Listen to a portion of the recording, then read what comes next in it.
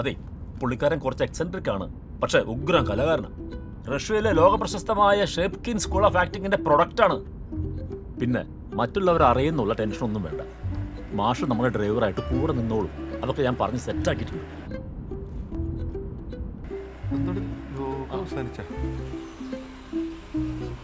ഡെഡ്ഡോ? ഇനി ഇവിടുന്ന് ബോട്ട് പിടിച്ചു പോണോ? അല്ല, വണ്ടി വീട് വരെ വരുന്നതാണ് അയാൾ ഫോൺ ചെയ്തപ്പോൾ പറഞ്ഞത്. അതുപോലെ ഓൾട്ടോ ഓട്ടോ ഒക്കെ ആയിരിക്കും. നീ വണ്ടി തിരിച്ചേ. ഞാൻ ഇപ്പൊ വരാം. ഒറ്റ മിനിറ്റ്. Give me 5 minutes.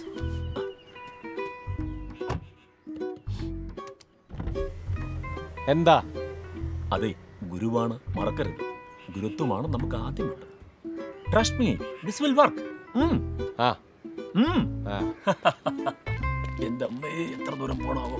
ഈ തെണ്ടിക്ക് സിറ്റിയിൽ എങ്ങാനും വെച്ചാൽ പോരായിരുന്ന വീട്. ഓ മോനെ, ആ സൈക്കിളും തരൂടാ. താങ്ക്സ്. അതിന് വാലൂടെ കട്ട് ചെയ്തത്.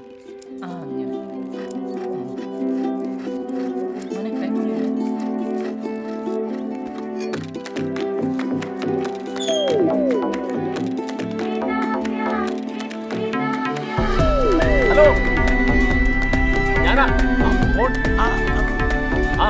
ഒരു മിനിറ്റ്, ഇതൊന്ന് നോക്കണേ. നോക്കുന്നു പോയി നോക്ക്. പണിയെടുക്കാനാ പറഞ്ഞ, വെറുതെ നോക്കിയിരിക്കാനല്ല പറഞ്ഞ.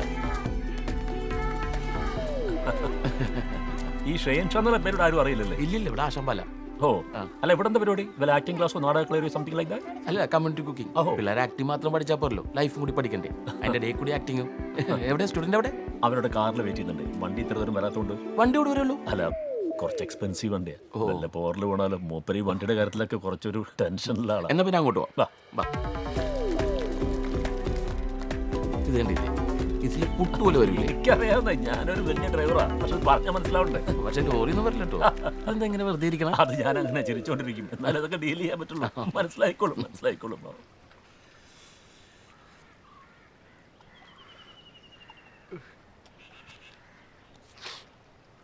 അതെ, കാര്യങ്ങളൊക്കെ ഞാൻ പറഞ്ഞിട്ടുണ്ട്. ജസ്റ്റ് ഒരു പുഷ്, ഒരു ചെറിയ ട്യൂണപ്പ്, അതാണ് ഞങ്ങൾ ഉദ്ദേശിക്കുന്നത്, അല്ലേ? പിന്നെ ടൈറ്റ് ഷെഡ്യൂളാണ്. കുറേ സിനിമകളുടെ ബാക്ക് ടു ബാക്ക് ഷൂട്ടും, അതിനെല്ലാം പ്രിപ്പറേഷൻസ് ഉള്ള ഒരു സമയം നമ്മൾ എങ്ങനെയെങ്കിലും ഒന്ന് കണ്ടെത്തി.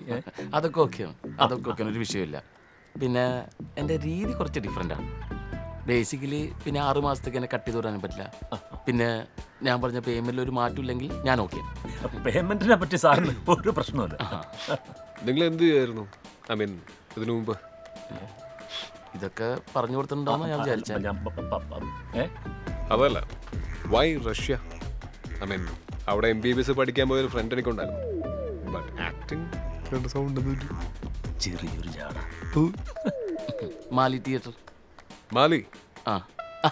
ആ മാലിയല്ല, മെത്തഡാറ്റിൻ്റെ ഈറ്റിലും അറിയില്ലേ? സ്റ്റാലിൻ സ്വാസ്കി, ബോളോസ്വാസ്കി, ആശാമര തട്ടകം, അതായിരുന്നു എൻ്റെ മെയിൻ ഉദ്ദേശം. പിന്നെ ഗവൺമെൻറ്റിൻ്റെ സ്കോളർഷിപ്പൊക്കെ ഉണ്ടായിരുന്നു. ഞാൻ മുന്നേ പറഞ്ഞില്ലേ, ഞാൻ കുറച്ച് ഡിഫറെൻ്റ് ആയിരുന്നു.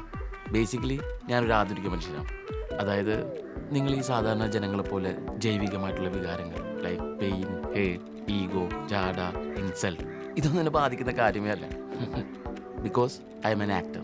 പിന്നെ എല്ലാ തരത്തിലുള്ള വയലൻസിനെ എതിർക്കുന്ന ഒരാളാണ്. ഒട്ടും വയലൻസ് ഇല്ലാത്തൊരു ലോകം, അതാണ് എൻ്റെ സ്വപ്നം. അപ്പോൾ ആക്ടറായിട്ട് സിനിമയിലൊന്നും ട്രൈ ചെയ്തു? No, never. സിനിമ ഒരുമാതിരി പ്ലാസ്റ്റിക് ആർട്ടാണ്. ഞാനിവിടെ നാടകമൊക്കെ ചെയ്ത് അങ്ങനെ പോകുന്നു. കുട്ടികളെ നാടകമൊക്കെ പഠിപ്പിച്ച്, പിന്നെ PK പറഞ്ഞായിരുന്നു ഒരു കൊച്ചുകുട്ടിനെ പഠിപ്പിക്കുന്ന പോലെ പഠിപ്പിക്കണമെന്ന്. ആക്ടിങ്ങിന്റെ ബേസിക്സ് ഒക്കെ ശരിയാക്കി അതൊക്കെ എങ്ങനെയാണ്